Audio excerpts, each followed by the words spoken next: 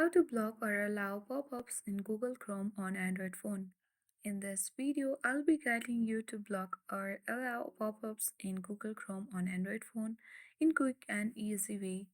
So do watch the video till the end so that by the end of the video, you will learn how to do it.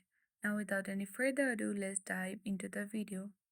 First of all, open your Chrome browser on your device and then tap on the three dots at the top right corner of the screen. Now on this drop-down menu box, select the settings option. On this section, you have to scroll down and then locate the option for the site settings, which is under advanced.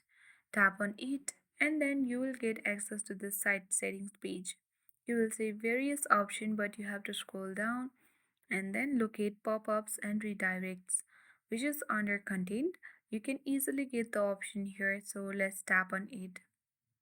Now here you can see the option for pop-ups and redirects. You need to simply toggle on the button.